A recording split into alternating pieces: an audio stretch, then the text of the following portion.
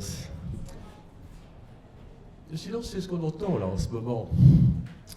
C'est l'absence de bruit. On est à 50 décibels à peu près de bruit de fond, si je m'arrête de parler en ce moment.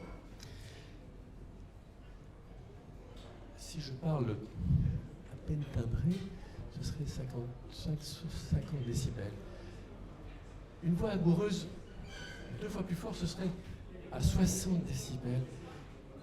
On ne fait pas la guerre à 60 décibels. On se parle avec écoute l'un de l'autre et on se parle avec attention. 70 décibels, ce serait une voix un peu plus chargée. Un orateur parle à 70 décibels. C'est normal. Si on a envie de dire les choses à 70 décibels. Et quand à 80 décibels, c'est qu'on est vraiment en colère. Et que là, du coup, on devient un peu agressif. Et que peut-être, les gens vont peut-être se dire, tiens, qu'est-ce qui se passe ici ? Et 90 décibels, c'est encore plus fort. Voilà. On ne l'a pas entendu jusqu'à présent, parce que les gens, normalement, parlent à 70 décibels. On ne dit plus « je t'aime » sur les Champs-Élysées, car les Champs-Élysées sont à 80 décibels. Autrement dit, la circulation parisienne fait qu'aujourd'hui, on s'exprime généralement, sans le savoir, à 70 voire 80 décibels. Donc dire « je t'aime » à 80 décibels, je vous assure, ce n'est pas très très sympathique. Ça ne fonctionne pas, l'autre ne le perçoit pas comme il devrait le percevoir. Notre environnement, c'est celui-là, et il se trouve que nous naissons par le son et nous allons mourir par le son aussi. Naître par le son, ça veut dire que nous entendons d'abord avant même de voir. C'est important de le dire. On entend d'abord dans le ventre de sa mère, et puis ensuite, le premier organe, quand on arrive sur cette terre, c'est celui de l'audition. On ouvre les yeux ensuite. Et ensuite, eh bien on vit. On vit dans cette dimension sonore dont je viens de vous parler, qui est de 40 décibels à 100 décibels. C'est une dynamique de 60 décibels qui nous va bien.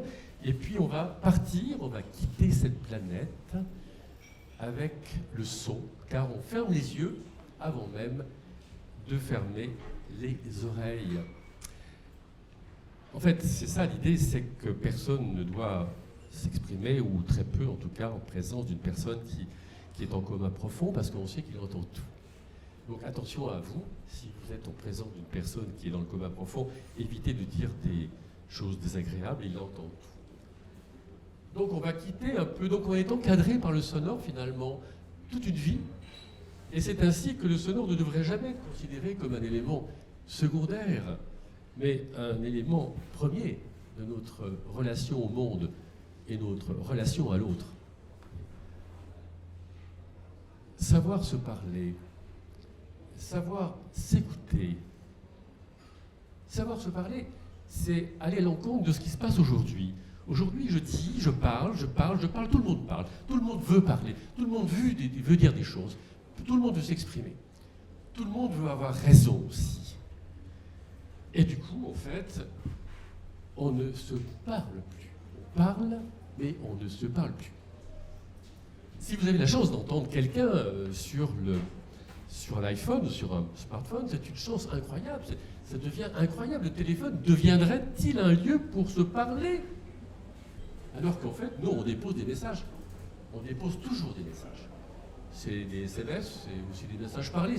Dans le meilleur des cas, ce sont des messages parlés. Mais là, tout le temps, ce sont des SMS, ce sont des choses visuelles. On est devenu rétinien.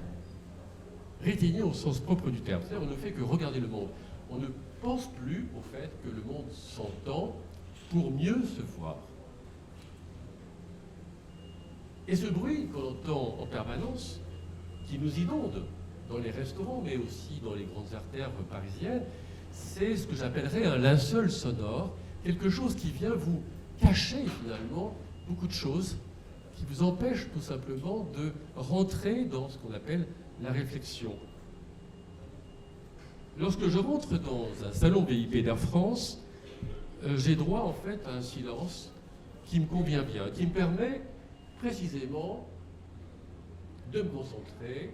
Et si j'entends quelqu'un qui tousse ou qui... Non, je me retourne. Non, non, s'il vous plaît, stop. On est entre nous. On ne se parle pas, mais on se respecte par le silence. Et dès que je quitte cette salle du salon VIP d'Air France, eh bien je me retrouve dans le bruit, évidemment, parce que rien n'a été pensé, évidemment, sur un plan acoustique dans toutes ces gares, qu'elles soient aérogares ou gares SNCF, ou tout lieu public d'ailleurs.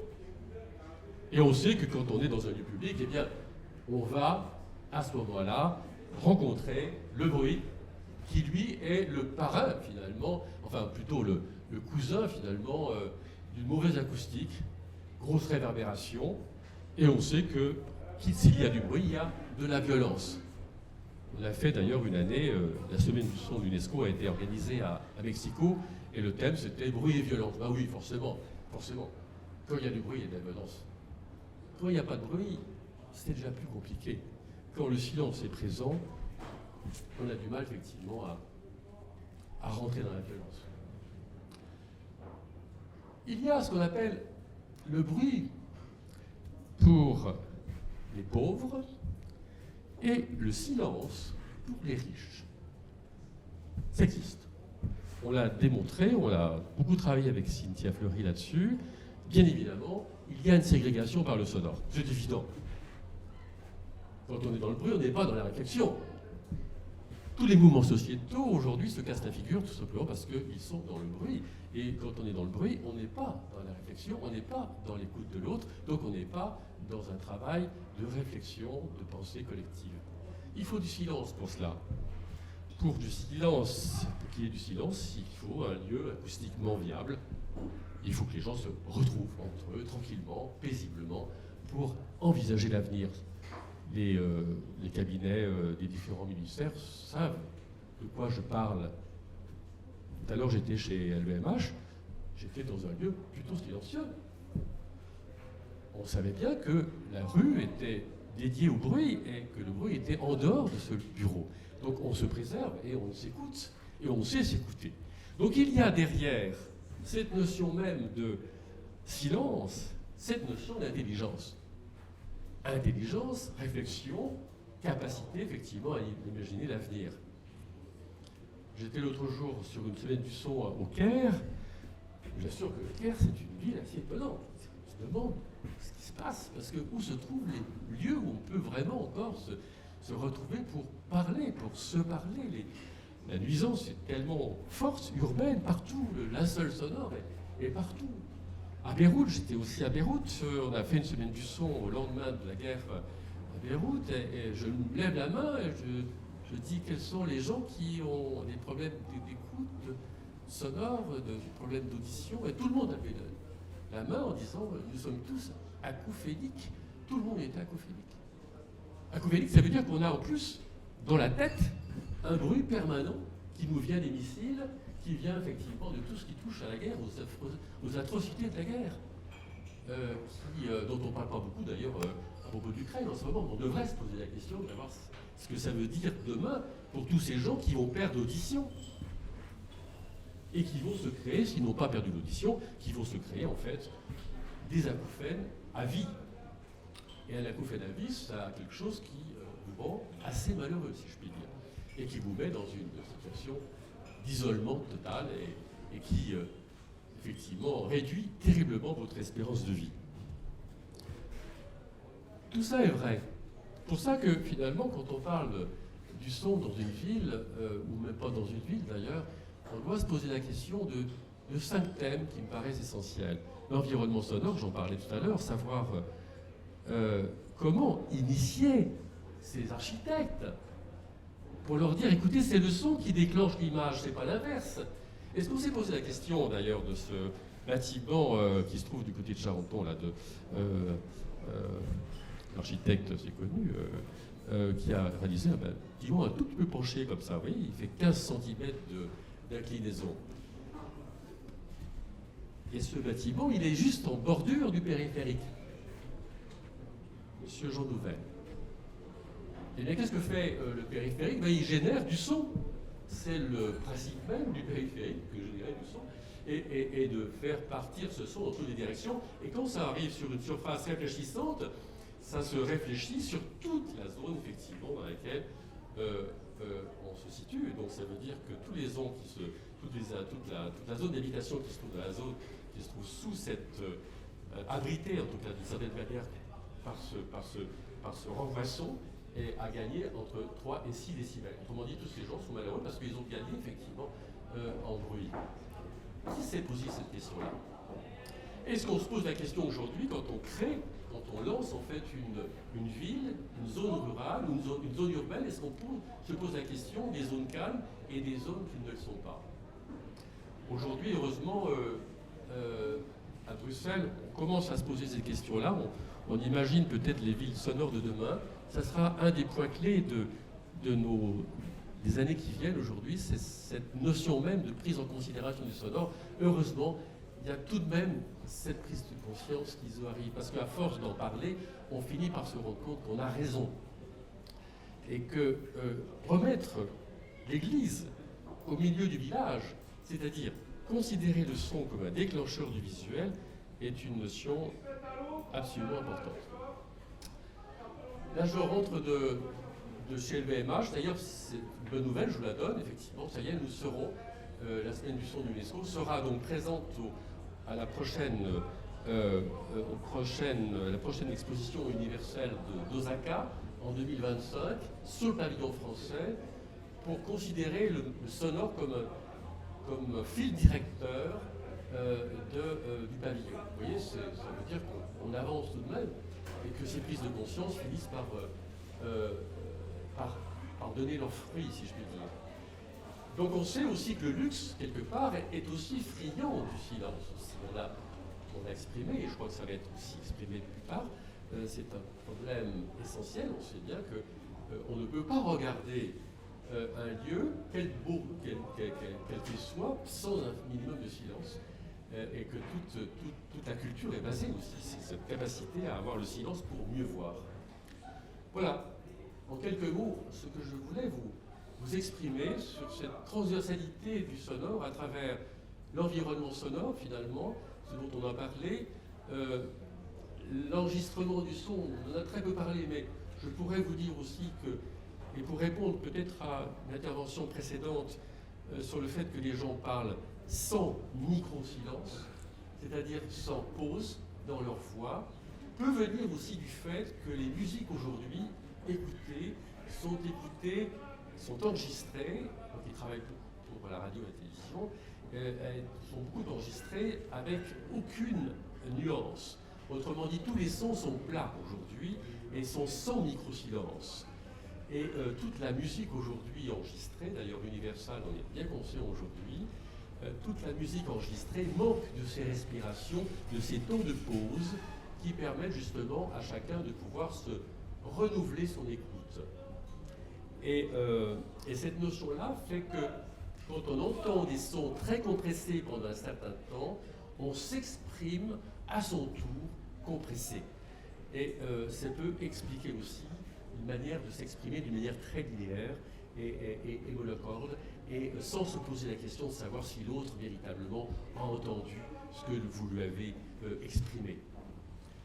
Troisième thème, donc la santé auditive, on y est, on est à 1,4 milliard de malentendants, donc il est peut-être intéressant de se poser la question de savoir pourquoi on voit se multiplier les enseignes aujourd'hui sur Paris et ailleurs, enseignes sur tout ce qui touche à l'audiologie, et même à Flelou s'y intéresse, très près. Le quatrième thème, qui est un thème important, qui est celui de rapport image et son, je vous l'ai exprimé, en quoi le sonore est un véhicule du visuel et non pas l'inverse. On le dit pour le cinéma, on le dit aussi pour les architectes.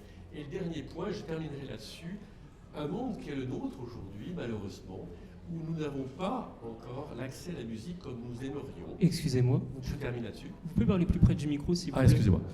Et nous avons aujourd'hui 1% de gens qui jouent d'un instrument de musique en France, 1% contre 30% en Allemagne ou aux États-Unis.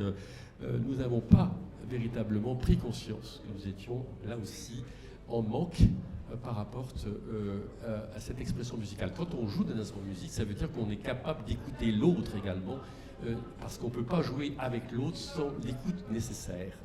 Et ça nous permettrait également de savoir ce que c'est qu'un timbre, un son, un silence aussi. Et tout cela nous manque un tout petit peu.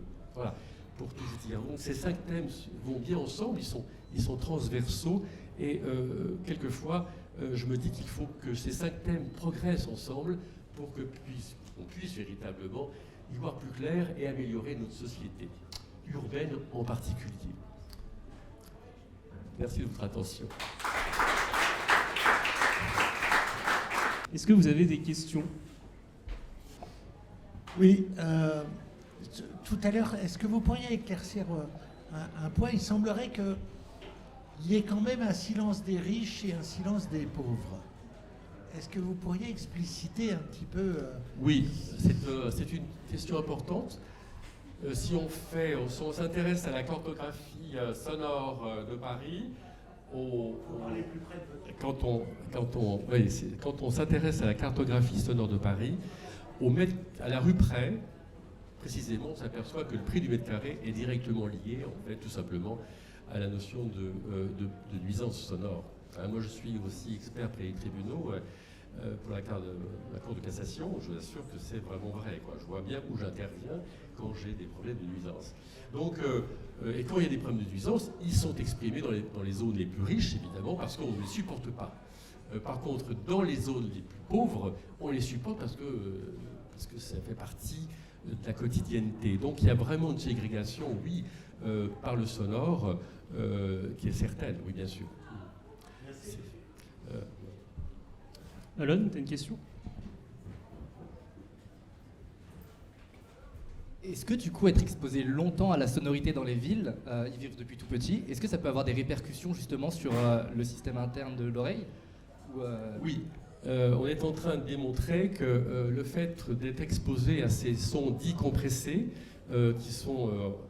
Alors la compression en 2 mots, c'est quoi? C'est que dans les années 60, vous aviez en fait, quand on a vu arriver les groupes anglo-saxons, il fallait mélanger une batterie avec une guitare. On ne savait pas faire ça. Donc c'est pas comme un quatuor à cordes ou bon. Donc il a fallu, si on avait remonté la guitare uniquement, on aurait saturé l'enregistrement. Donc il a fallu écraser la guitare pour la faire remonter vers le haut et transformer un soufflet en une galette, si je puis dire, et ensuite la mettre au niveau fort par rapport à la batterie. Les publicitaires, dans les années 80, 90, 2000, ils ont compris tout cela. Ils ont tout écrasé pour tout mettre vers le haut. Ça veut dire en fait que tous les sons qu'on entend aujourd'hui sur tous les médias sont extrêmement compressés, sont linéaires comme ça. Et du coup, cela porte atteinte à notre audition. Et on a démontré cela l'an dernier sur 80 cochons d'Inde qui ont des oreilles extrêmement proches des nôtres.